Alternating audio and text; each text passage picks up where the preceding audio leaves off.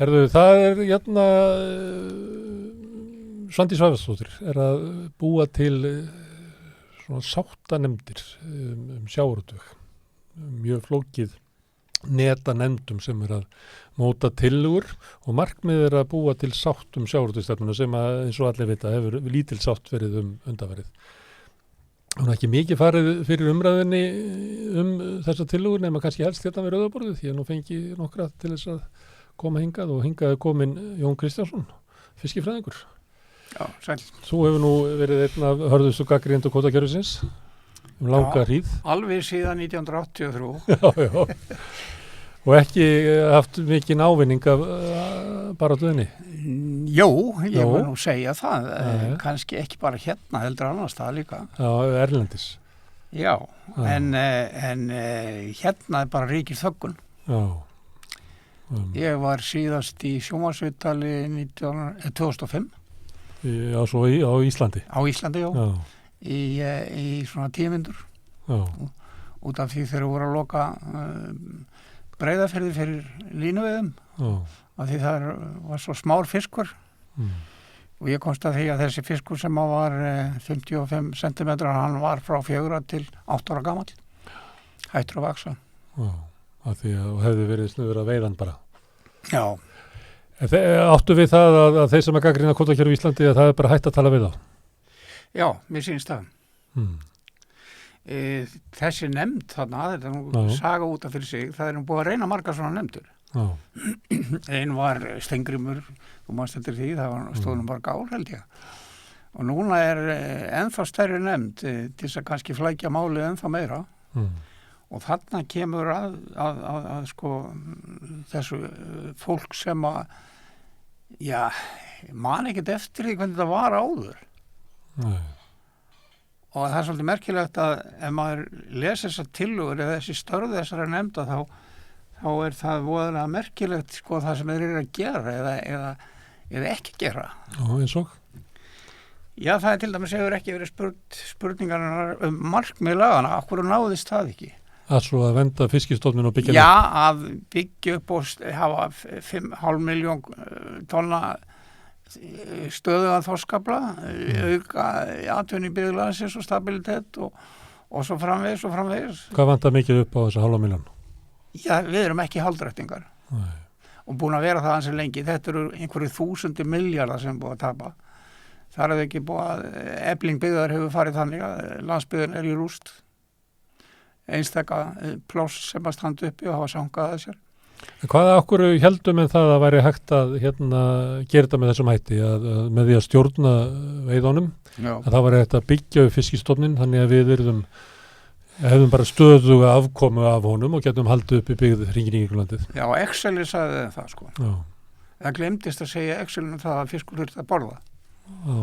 Þannig að þegar þú dróstu veiðum þá voru fleiri matinn og það olli því að fiskur fór að hórast og 83 þá var veiðin ekki nema 300.000 tonna þótti alveg afspyrnu lítið því að árið áður höfðu veist 480.000.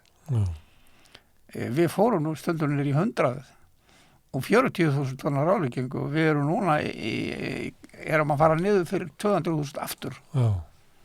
Þannig að þetta hefur gjörsamlega mistekist en það er svo merkilegt að menn þeir eru ekki til þess að spurður að því á hverju þetta er svona, þeir eru ekki til að standa fyrir sögur, það er sko það er hérna meira að segja vinna þarf við þarfagreiningu í samræmi við Hafrannsóknastofnun og það er að auka fé til hafrannsókna.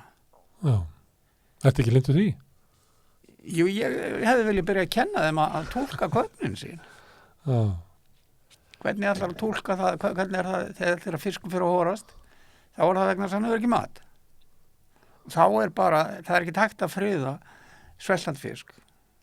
Það enda bara með skelfingu og svo kemur ný sveifla upp þegar margir eru dauðir, það voru aftur plás. Já.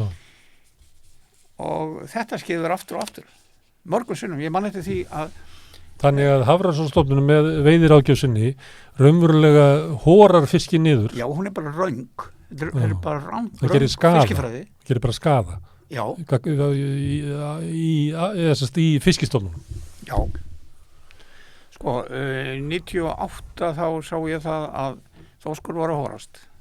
Það voru þau búin að friða og alltaf að auka kvótan og voru ofsalega ánægður, teknuðu línuna áfram upp og ég man eftir því að þá var ég á fyrirlestur á Rótarifundi út á Sögu og sagði það að þetta, sko, fiskur væri farin að hórast núna og þetta myndi ekki fara upp, heldur fara niður. Og þá spruttu upp 2 gormar, Þorsteinn Pálsson og Kristján Ragnarsson og útúðu mér fyrir svona djöfulsins vitleysu. Svo ég sagði, heyrðu, við skulum bara hittast eftir 3 ár. Og við gerum það og það hafði farið svona eins og ég sagði. Og það svo illa að 2001 er haldin fyrirspurnaþing að beiðni Árna Matthísson til þess að athuga starfsaðferðir Hafró og þá hafði fengið vísindamann, Tómasson, doktor, sem hefur verið skólastjóri Sameinuðu þjóða skólans í fiskifræði til þess að gera úttekt á gagnrýni á Hafró og þeirra vinnubröðum. Og það kom heil stór skýrslu það og haldið 2 dagar ráðstefna. Það gerðist síðan ekki neitt.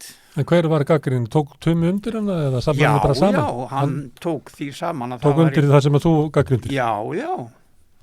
Enda honum máli skilt, við unnum saman í mörg ár og hann var svo síðan í Afríku og þetta er bara náttúrufræði, þetta er bara bónda hugsunarháttur, þú getur ekkert sko...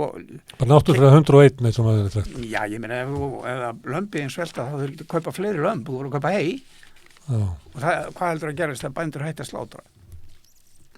Þá verður haginn fullur. Já, það er bara svoleiðis og þetta er bara náttúrufræði en því er bara neitað og það er ennþá svona og þetta er ekki bara bundið við Ísland, þetta er alheims vandamál. Það er búið að prófa þessa aðferð að minnka veiðar eða minnka sókn og stækka möskva til að hlífa smáfiski í öllum löndunum hérna í kringum okkur. Þetta er fyrirmæli frá ISIS. Sem er hvað? ISIS er alþjóða hafrannsóknar alþjóða hafrannsóknaráðið. Þar sameinast allar þessar stofnanir 1000 manna og þetta er línan sem er gefin út þar? Já, línan sem er gefin út og það er sjóðir upplifa þannig að þeir sem að fara stjórnvöld upplifa þau verða að fara að þessari ráðgjöf þetta sé vísindasamfélagið hafi komist að þessar niðurstöðu og það er mikið kontrollerað af Evrópusambandinu. En ert þú þá ekki eins og svo sem afneitar línun jarðar af mannavöldum? Ég gerði það líka. Við getum tekið það eins og eftir. Það er bara... Þannig að þú ert að tala gegn því sem væri sagt að væri sko samkomulag meðal vísindasamfélagsins. Að Hafró er að fara eftir því, en þú ekki. Já, ég er að fara eftir því sem en prófessor sagði þegar hann útskrifaði okkur. Já. Hann sagði, missið aldrei sjónar á henni faglegu leiðarstjórnu. Það er að segja, átt aldrei kaupa þig. Segðu það sem að þú heldur. En áttu þá við að Hafrannsóknastofnun að við látið kaupa sig? Já, þeir eru bara í þessari blokk með öllum hinum. Það er ekkit keypt að neitt. Þetta er bara, ef þú kemur inn í svona samkundu hjá þessum fræðingum, ISIS-fræðingum og allir að fara mótmælingu, þá hjóla allir í þig. Já. Og það var þægilegt í þessum stofnum, eru allir sammála. Það er engin gagnrýni, en framför í vísindum verður ekki án gagnrýni. En er ekki svolítið galli við það sem að þú heldur fram að það er bara að veiða meira, að það virkar einhvern veginn eins og svona of gott til þess að vera satt, að við getum bara veitt miklu meira? Já, það virkar þannig, já. En sko, það er til 130 ára gamla rannsóknir af hennu fræga Knut Dalinori sem var að rannsaka silungsveiði og hann var að mæla stofn með því að merkja fisk og svo veiður hann aftur og þá sér hvað eru merkti fiskurinn mörg prósent og þá getur þú reikna át stofnin svona cirka og hann sagði þarna merkilega setningu og hann sagði það sko tjörnin var mjög lítil vatnið hann sagði það var engin vandi fyrir mig að veiða 30% að fá merkin aftur þegar ég fór endur við það ég gæti aldrei veit meira 50%. Það þýddi það að þegar hann er hættur að veiða þá er helmingurinn eftir og það er vegna þess að fiskur lærir á veiðarfærinu. Það er búið að reyna það margóft að reyna að tæma vötn ekki sjóin, þú getur það náttúrulega ekki en vötn af fiski og sem við veitum í þessu vatni við veitum ekkert meira og allt búið svo fóruð það 2-3 ára setna það var allt eins og áður En nú ef að, ég meina, var ekki þorskurinn við Nýfundnaland og humarinn, humarinn meira minna farin, rækjan farin. Það alls konar fiskistofnar horfnir. Það ekki út af því ofviði? Nei. Ef það hefði verið ofviði við Nýfundnaland, þá hefði verið stöðugur straumur af fraktskipum að flytja hana fisk til Evrópu. Og markaður á þorski verðið hefur hrunið. Það var ekkit svoleiðis. Það var engin þorskur sem kom að þessum meðum. Hins vegar, þá sást það að það kom þarna kuldapollur að norðan frá reynda Svalbarða og niður með Grænlandi og upp með í vesturmegin og svo niður með Kanada. Og þorskstofninn fellur við Grænland ári fyrir heldur en að gera við Kanada. Og það sést á gögnum að hann horaðist upp. Stærstu fiskarnir voru ekki nema 300-400 gram. Þannig að bara heilt stofn, hann bara eittist. Hann bara þurrkaðst út af hérna. Og ekki ofviði? Nei. En ISIS segir að það hefur ofviði? Já, það hendar sko. Það þessi hræðslu stjórnun. Ætlar þú að vera, eins og ég sagt við mig, ætlar þú að standa fyrir því að við veiðum síðasta þorskin? Já. Það getur verið þannig að þegar það er svona svartar skýrslur og þetta andrúm þá getur verið ótti við að, eins og ég var að segja áðan, þetta er bara of gott til þess að vera satt. Akkur ekki farið yfir reynsluna. Við setjum hérna á 200 miljónar landhelgi 1976. Búin að færa hann út í stigum. Þá var allan þann tíma með henni frjálsókn á Íslandsmiðum í Barentshafi, Norðursjó og alls þar í kringum okkur, þá var engin vandamál í fiskveiðum. Það veittist mismundi mikið. Stundum gott, stundum verra. Og ef það þurrkaðist hérna, þá fóru skipin annað og svo framvist. Þeir voru í Kóta, þeir fóru til Björnauja ef það veittist illa við Ísland og þeir fóru til Grænlands ef það veittist ekki við Ísland. En alltaf var fiskur, hann var aldrei kláraður.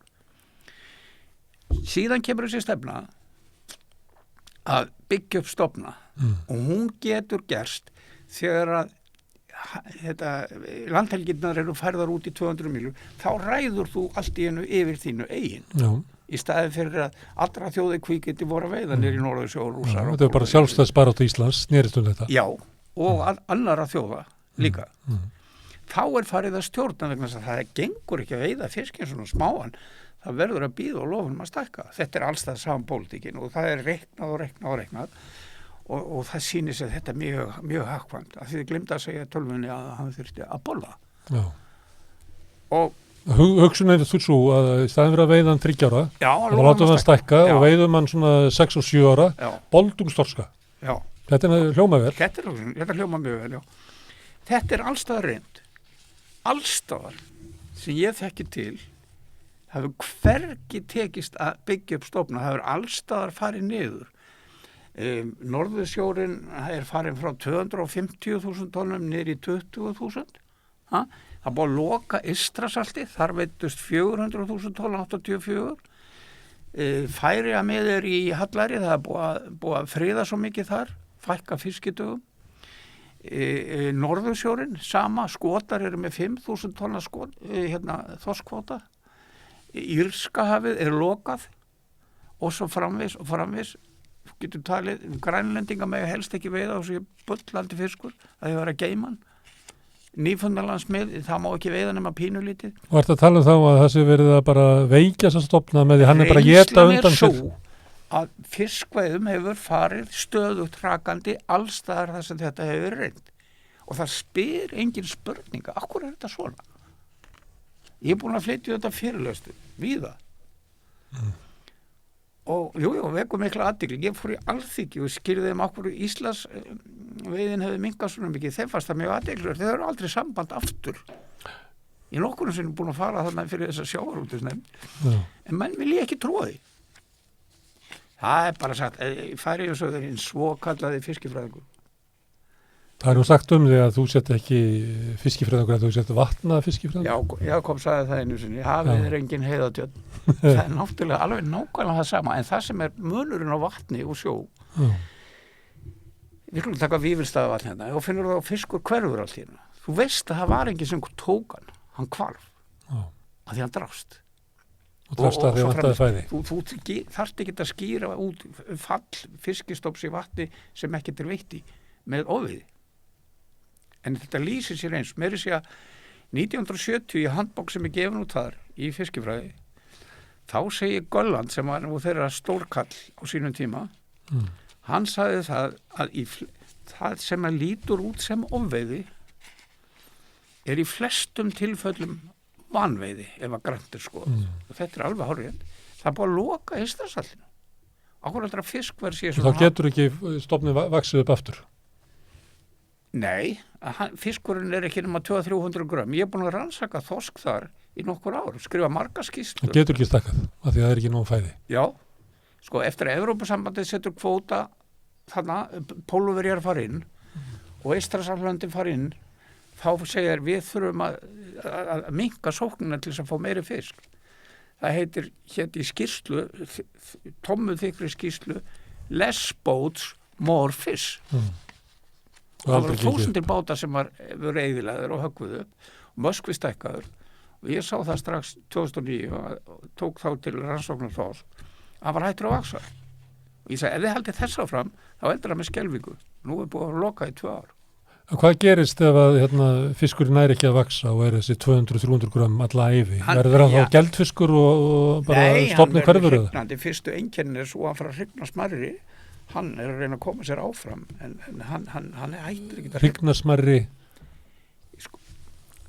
Stærð hrygningafisks fer ekki eftir aldri, heldur eftir stærð. Þegar rétt árin hann hættir að vaksa, þá var hann kynþroska því að sér fram á það, hann getur ekki aukið hróknafjöldan sinn. Og annarkvort ger ég það núna yfir dauður á morgun.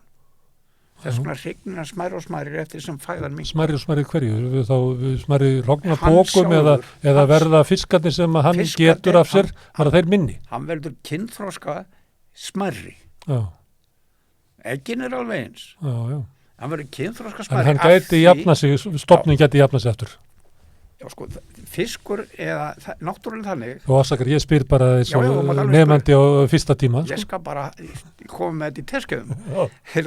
Nei, það þannig að dýr reyna að koma sínum erfðaeiginleikum áfram. Og fiskur reynir það eins og aðrir. Og það þannig að undir venjulegum kringustæðum en óra í þetta þá eykst hróknafjöldin með stærð. Og margir fiskar eins og til dæmis lax, hann hrygnir bara einu sinni og loðan ekki nema einu sinni. Þannig að það að gera verða nógu stór og svo lendur að fara. Ef þú sér fram á það að þú munir ekki stækka, þá getur ekki beðið. Þá verður það að hrygna smærri. Og við erum gert rannsóknir með þetta hérna á Íslandi að stærð bleikjur og hrygnir, hún háð vaxtarhraðan.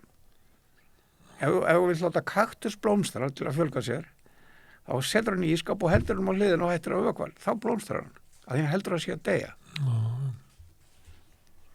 En sko, það svo skrítið að í þessu, það hvergi nokkuð staðar í þessari skýrslu sem frá henni, þannig að þessari stóru nefnd, minnst á það að hvernig stóð þetta fór svona illa hjá okkur? Akkur getum við ekki veitt meira? Það ekki gagnrýni á svona heildarhugsununa á baku þetta. Og svo annað sem líka í þessu sem mjög athyglisvert. Það sko, kvótakerfið mjög umdeilt á Íslandi. Hvernig stendur á því? Já, þú veist að því að svo komið að þetta orðið einokun. Fákeppnið það. Já. Það haft bara mjög slæm áhrif á byggðirnar. Já, og þetta reynsla kvótakerfa allstaðar. Það samþjöppun einokun. Af hverju ekki tekið málið allt sem heyrðu, hvernig, fyrir það fyrsta, þurfum við að stjórna fiskuðum? Allt í lagi, ef þú þarft þess, hvernig gerum við það? Færeyingarnir byrjuðu á því þegar Danirnir sögðum þeir að setja á kvótakerfi eða þeir ölluðu sér að fá lán hjá þeim. Og þeir sett á kvótakerfi og hættu því eftir 2 ár vegna þess að sá að það bara gekk ekki. Menn voru að kasta fiski og svindla og breyttu ufsa í þorsk og öfugt og allavega. Svo þeir lögðu það af og settu niður allir og bjuggu til sóknarkerfi sem var byggt þannig upp að hvernig var flotinn þegar okkar fiskveðar gengu vel. Þá voru svona margir, svona og svona margir. Þessi bátar þeir voru svona sjó og voru þarna. Þeir bjuggu til kerfi sem hét dagakerfi. Og það byrjaði með 50.000 dögum, 40-50.000 dögum á öll þessi skip. Þegar ég keði hana 2001, þá kemur skipunum niðurskurð upp á 36%. og bann við ýsuveiðum. Ég var kallaður þar sem óháður ráðgjafi af því að hann fekk sko frá ýmsum aðilum og allt í lagi með það. Ég kynnt þetta fyrir þeim áður endur á fyrirlestri, nema ég eftir umhugsun og vinnu þá sagði ég við ráðherrann svo á appell, ég myndi ekki vera að skera niður, ráðleikar ekki að vera að skera niður, og hann fór eftir því. Sama næsta ár og alltaf jókstu veiðin. 3. árið komin nýr sjávarútvegsráðherra og ég sé það að fiskur farin að horast og hann farin að éta slöngustjörnur og krabba sem þýðir fæðuskortur.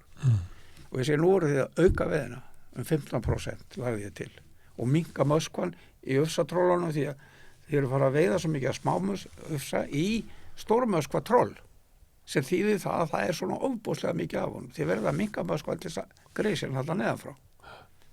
Það var ekki gert. Þið þorðuð ekki. Auka sóknina, það var alveg sko.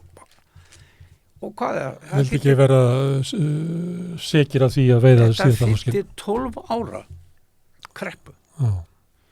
Nú voru fiskidöfarnir komnanir í 12.000 úr 50.000. Það eru 70% af miðunum loku meira og minna allt árið til þess að friða uppvaxtarsvæði. Og fiskurinn er þá lítill? Fiskurinn er ekki kannski lítill en það er lítill afli.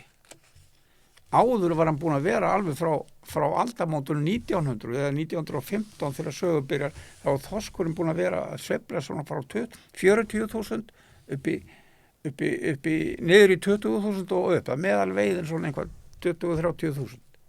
Núna er kannski verið að veiða 5-6.000 eða 10.000 tonn. Og núna þarna var alltaf veiði og það var meðan Bretarnir voru inn í öllum fjörðum.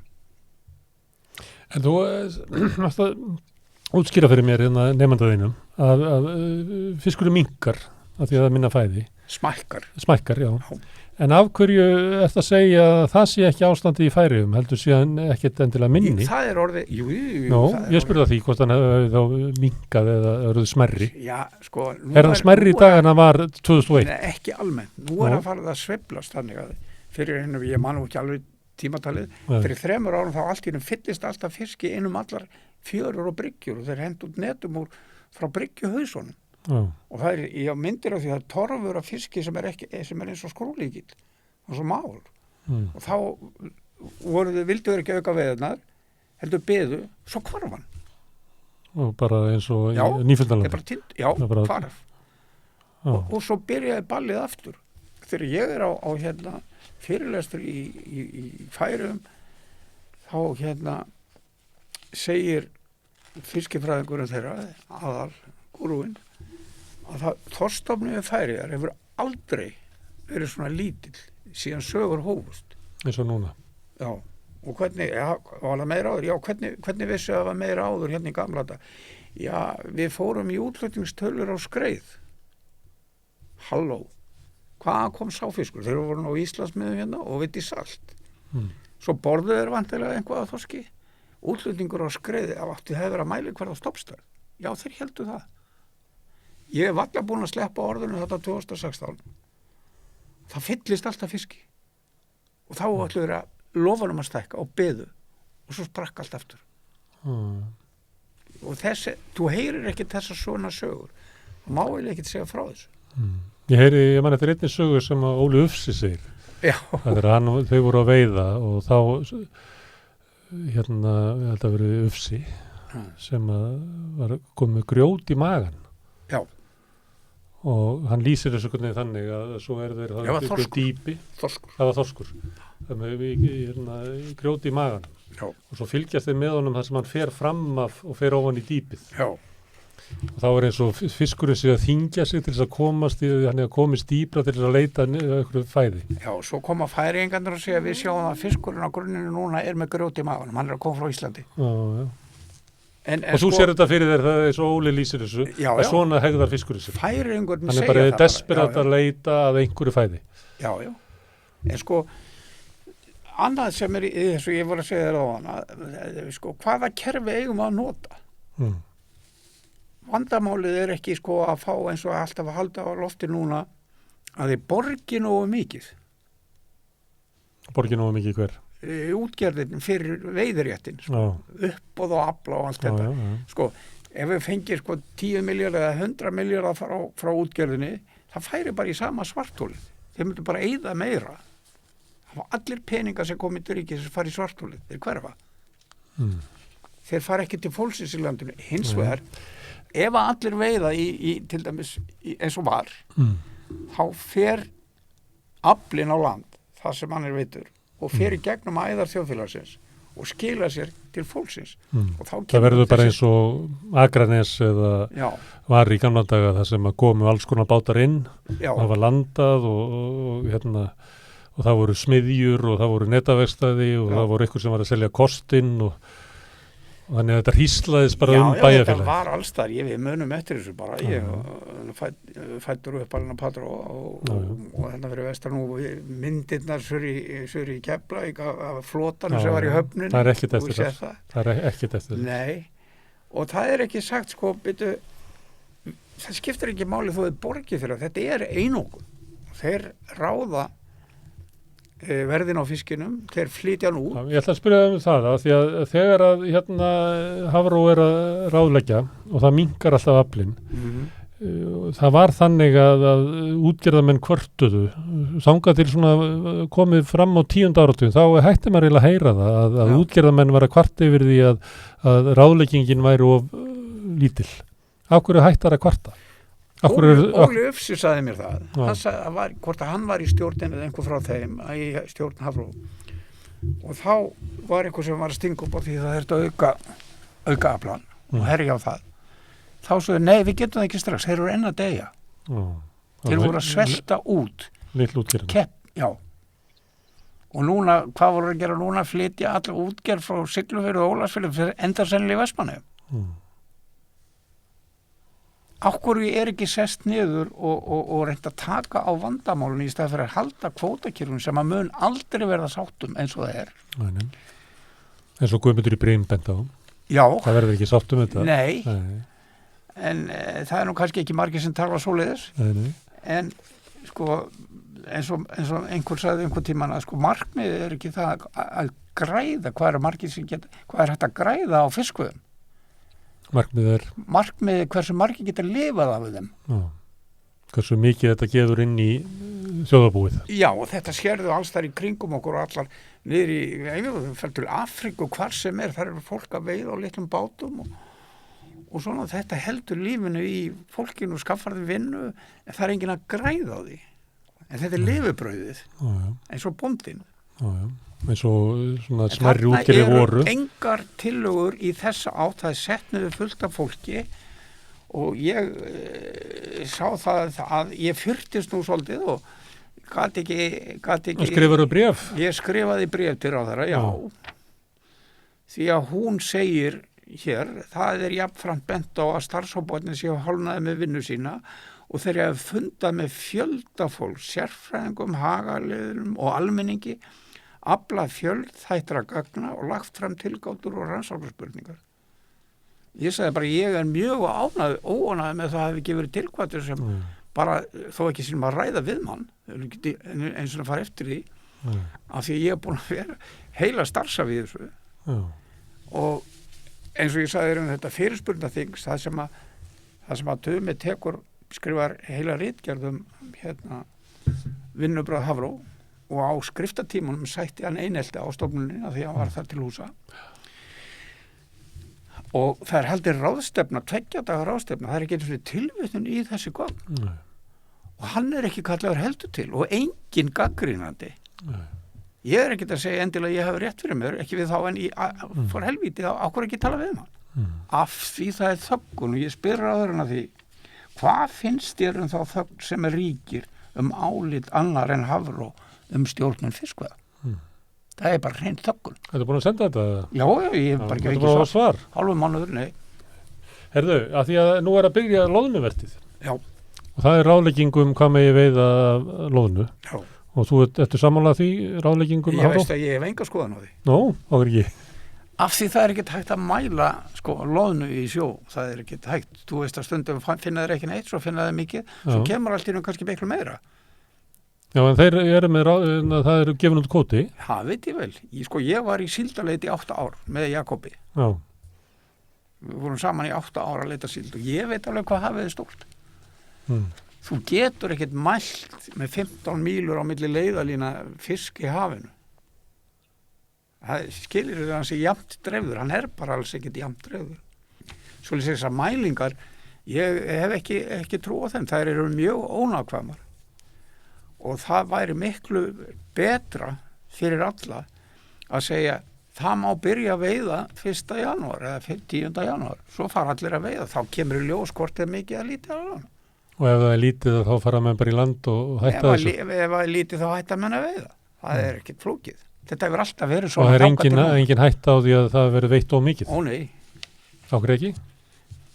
Hún er að koma og hrygna hérna. Já, þú getur ekki tekið svona mikið magn. Það er það átti alltaf að skilja eftir 400.000 tonn af loðnu hérna í den tíð. Það var tala sem að gröpin upp úr hatti, sagði Halldór Hermannsson á sínum tíma. Einhver 400.000 tonn sem átti að hrygna. Sem hrygnir og sem má ekki veiða. Já. Það er en þegar hún múin að hrygna þá deyr hún bara ekki. Jú. En hrognin í 400.000 tónum af loðnustofni, veistu hvað þau ná utan á jörðina, heldur við ná utan á jörðina? Það myndi raða... Já, í Perlufisti. Ég ekki hugmynd. Þau myndi ná utan á jörðina 7.000 sinnum. Já. En ég veit ekki hvort það er mikið, því að hvað er hérna ein lítil loðna? Það er teppi upp á 7 metra kringum alla jörðina. Já, en ein lítil loðna, hún hrygnir. Já. Bara 1000, 20.000. 40.000 hrogn. 40.000 hrogn. En ég minna, hún þarf að gera þetta til þess að viðhalda sér. Já. En það er ekki nema 1 promille sem lifir. Já. Þannig að það skiptir ekki máli. Sjáðu til, Danir kölluðu það í þorskinum í Norðursjó töfratalan 2. Hvað var það nú? Það var það að 2 þorskar sem hrygna, þeir skila cirka 2 í næstu kynslóð til þess að hrygna. Í þessum ógurlega... eins og kínverski kommunistaflokkur vill hafa. Þessi ógurlega fjölda hrognum og ógurlega mismundi stór hrygningarstofn, hann gefur alltaf jafn marga einstaklinga áfram. Það ætti að vera kannski, það er aldrei 5 sinnum meira þorski sem kemur hrygningar, eða 1,50, það er alltaf cirka jafn mikið. Af því það er bara fæðan í hafinu sem að ræður því. Já. En er ekkert sem getur raskað því? Ef að veiðar mannsins getur ekki raskað því, er eitthvað sem getur raskað því? Þú nefndir nú reyndar eitthvað kuldabolla á hann. Það sjálfsögðu er það fæðuskilin og eitt og annað. En maðurinn getur ekki haft áhrif á þetta? Nei. Maðurinn getur hins vegar eins og ég segi, það er kannski ekki til sem heitir ofveiði, það er til rönguveiði. Þessi rangaveiði er að friða smáfisk og veiða ofan af stærsta fiskin. Þá færðu ójafnvægi, þú fær allt of mikið og það gerðist þetta 1983 þegar allt inn aflinn minnkaði helming milli ára. Fiskurinn hóraður. Stofninn léttist af því að hann óksu illa og þá friðuðu menn. Við sögðum þá, það verður aldrei hægt að laga þetta með því að friða fisk. Af því að við höfum reynslur annars það frá, þá erum við kallaði hafið engin heiðantjörn og allt þetta en það er bara ekki hlustað, það má ekki vera svona. Þetta er alveg eins og loftslagskirkjan.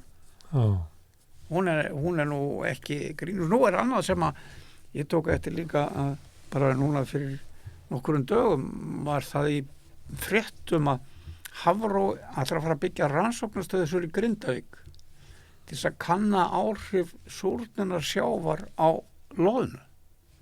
Að þessi ef að súrnun sjávar og hlýnun hefur áhrif á loðnuna og þá getur það þýtt stórkostlega fyrir þorskstofninu því hann lifir á loðnu.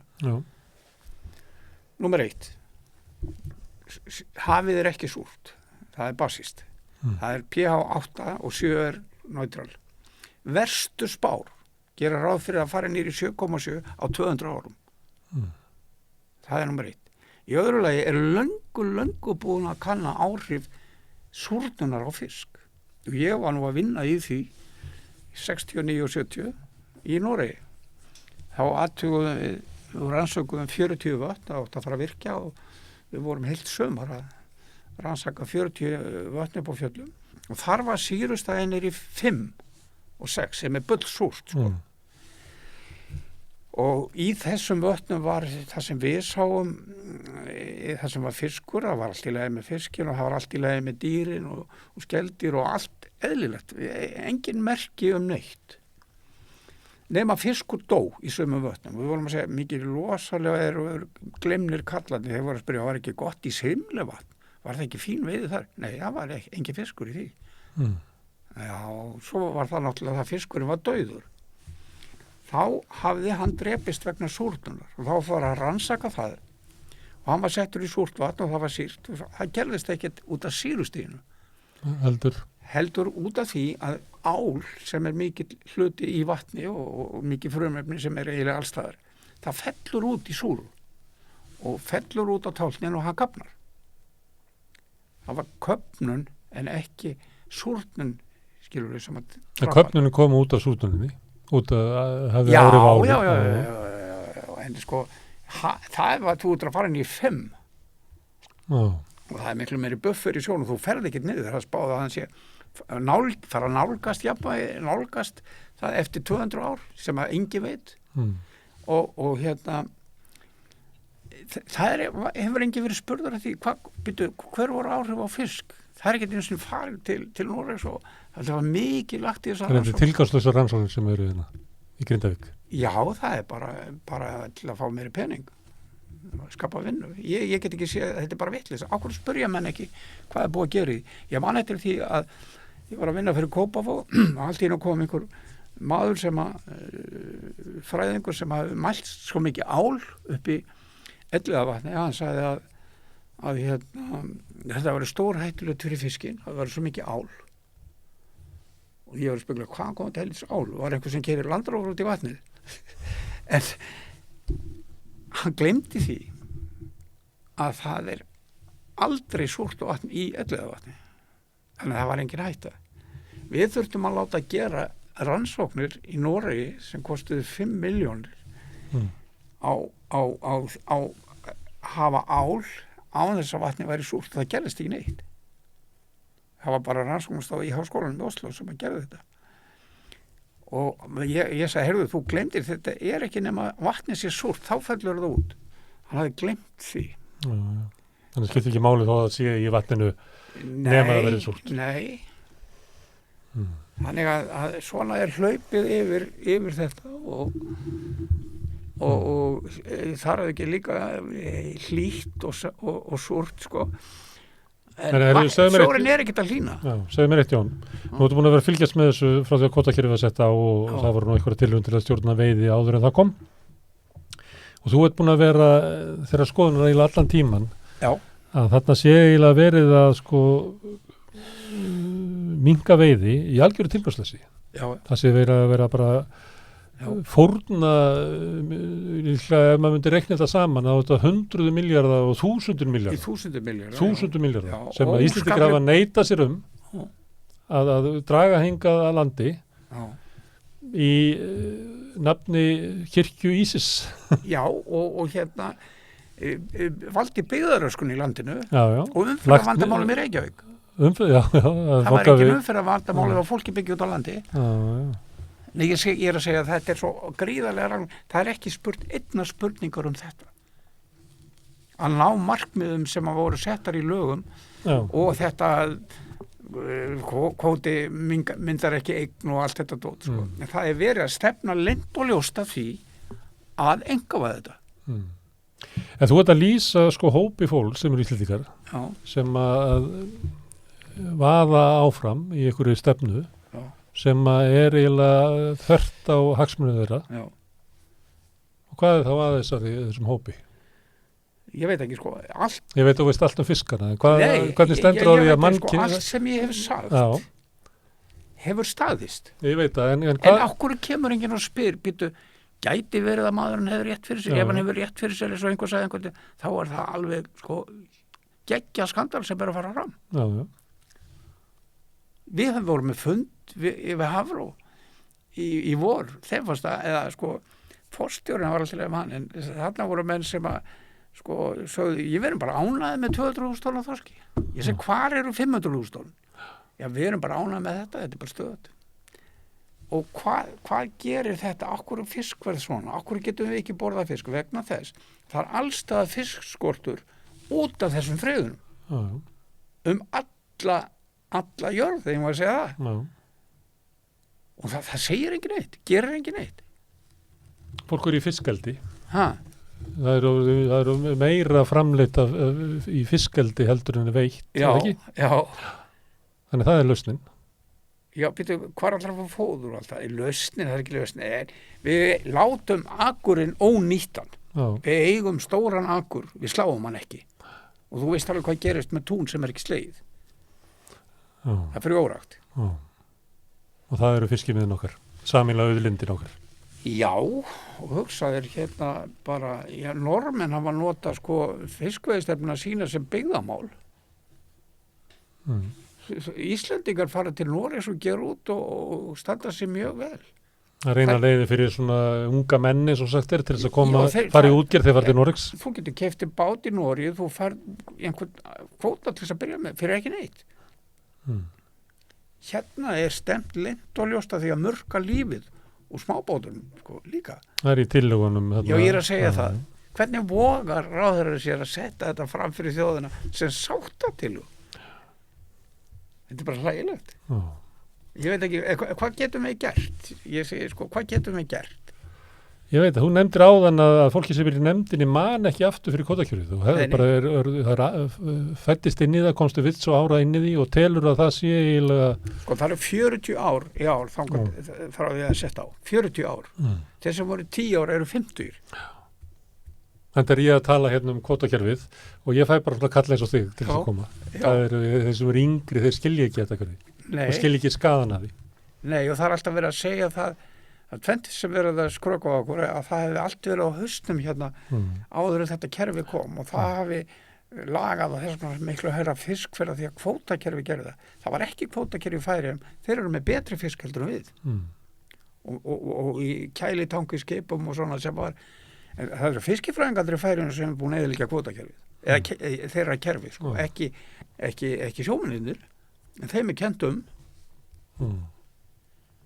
og þetta er, svona er þetta. Herði Jón, það er eitt sem við getum gert að við getum rætt kvótakerfi hérna og við ætlum að halda því áfram. Já, takk fyrir að koma hérna. Endilega. Ja, nú erum við búin að tala á lengi, nú er klukkan orðið margt, 10 fréttirnar eru búnar og kallar okkar aldrei og bara vera að fara 10 sér til rekki. Já, þetta er alltaf.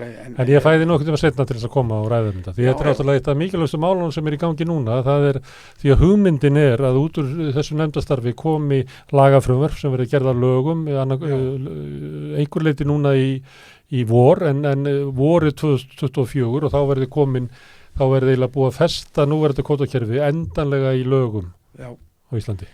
En gæta því, sko, takt þetta því að það er enginn á alþingi nema kannski einn eða tveir úr hérna flokki fólksins sem er að nefna þetta, sko.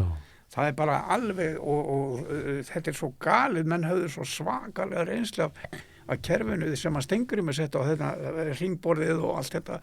Nú það var sáttanefnd, það var Jóhannes Nordal var með einhverja nefnd. Og takt eftir ég fór að lesa í tilvitanir í þessari sem að nefndin vísar í sem heimildir. Það er nú í fundagerðum það var talað síðasta fund og það var rætt við Sigga og það var ekkert hvað var rætt á þessu fundum. Nema það er ekki tilvitnun í skýrslunans Tuma í þessari í litteratúrlista. Hún kemur 2001. Hún er ekki nefnd. Það sem var verið að vera gagnrýna algjörðum grundvöllakerfinu. Hefur þú lesið þessa skýrslu? Nei, ég hef ekki lesið það. Ég skal gefa það link á hana. Þú getur sett hann upp. Hún er mjög góð. Hann talaði við fullt af fólki, en hann fekk skammir fyrir að hafa talað við mig. Svo skrítið. Svona er þetta bara. Og eigum að sætti Guða? Nei. Höldum áfram. Við höfum mjög skamman tíma til þess að bregðast við. Já. því að það núna í gangi tilraun í að festi þetta raunverulega endan í sessi, þannig að eftir vorið 2024 þá verður þú seint að rísa upp. Já. Það hættan. Ég veit það. Herðu, Herðu, gott í byrju. Gaman að fá þig.